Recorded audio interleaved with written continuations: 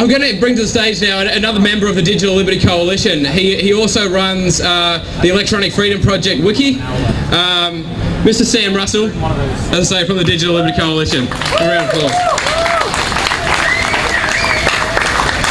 Hello everybody.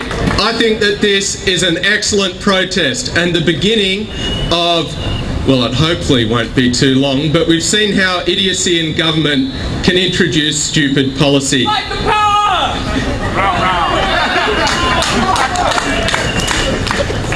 One thing which I'd like to make clear is that the government didn't really inform any of us adequately about this. We've had to do our own research, and strangely enough, the primary tool for our own research has been the internet.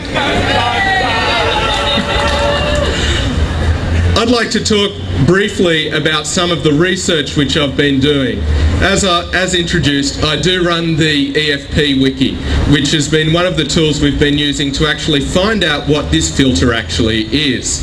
Because Senator Conroy's office has not responded to any of us, because the members of Conroy's political party have not responded to us adequately in the letters we have written to them, and because, strangely enough, Senator Conroy has not responded adequately to questions put to him on notice in Senate. I have to say that Senator Conroy is not a particularly successful politician when he has months and months to answer basic questions and fails to do so.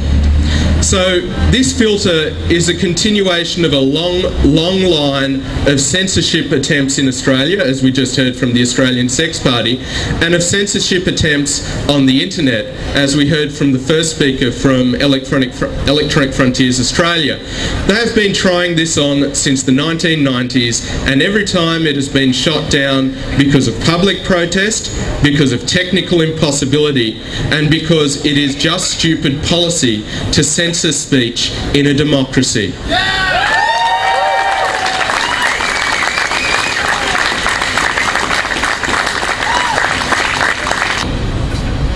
I was out on Wikipedia reading the story of a young woman in the 19th century who was remarkable because she kept an extensive diary of her own experiences. A young woman in Australia today who kept a similar diary, if she's under the age of 18, could be prosecuted as a person producing child sexual exploitation material. Merely by putting it on her own blog, if she's under the age of 18, she has become a child pornographer. If she's put it on the internet on her own blog and she's over the age of 18, she has become a producer of illegal pornography in Australia because, as we know, Australians cannot view pornography on the internet. I don't know how bizarre that sounds to you, but it certainly doesn't link into my usage of the internet. And Conroy is talking about an extensive system. We've heard that it might be user-driven for illegal content. We've heard that it might be automatic. It would be lovely to know, Senator Conroy, if you hear this on the news tonight, what on earth are you going to do? How is this going to operate? Can you give us detailed information about your law? But because we don't know how it's going to operate, any number of the illegal things on the internet might be blocked. So, for instance, if an environment movement in Australia publishes in the United States a statement about a company which is true, they can be sued for defamation in Australia. And moreover, because it is defamatory material, it's illegal and it should be blocked. Now, people have talked about this not limiting our freedom of speech, but if defamation can be used to block material, and I don't know how you feel about politics, but I tend to get rather passionate, even when I'm speaking the truth in politics. I tend to get rather passionate, and if somebody doesn't like what I'm saying, they can sue me for defamation. And if defamation makes something illegal, then we can't view it through the filter, because, to quote Senator Conroy, if it is illegal and it can be blocked, it will be blocked. That is why we are here today, because we are not going to tolerate the extension of bizarre censorship laws to the internet. Some people have said that the internet interprets censorship as network damage and routes around it. The internet was designed to survive nuclear strikes.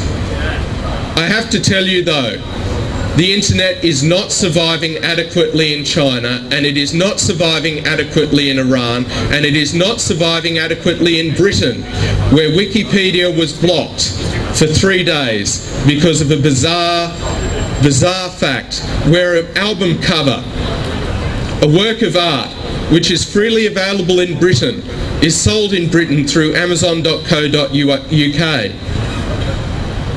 and was published on Wikipedia in relation to the musical album it was representing, was blocked because it featured a naked child.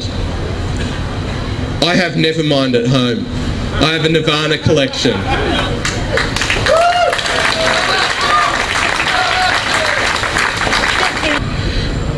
Material which is legal to purchase in the United States, or to import, or to view, or to speak, or to say on a copyright basis is illegal in Australia, and if it is illegal and we can block it, we will block it. So, what I'm talking about here is a generalised system of oppression.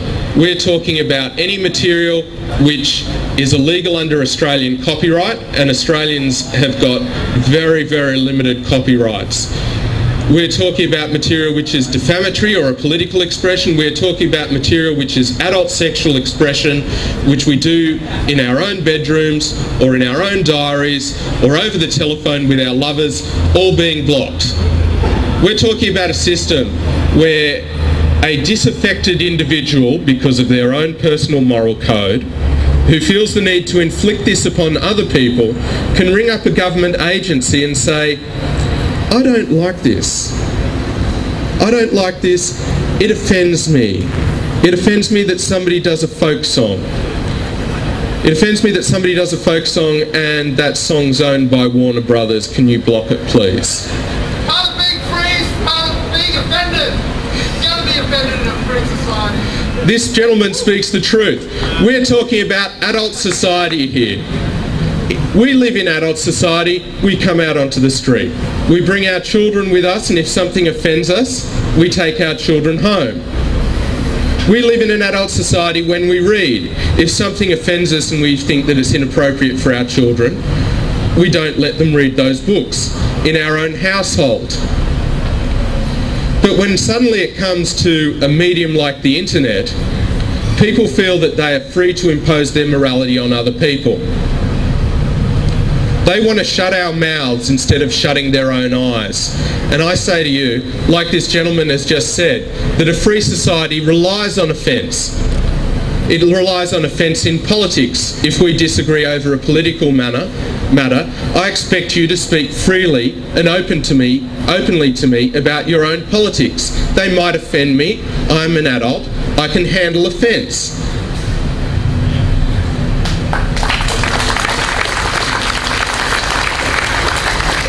One of the earliest things I've heard in this campaign was a statement by somebody saying, "Won't somebody think of the adults?"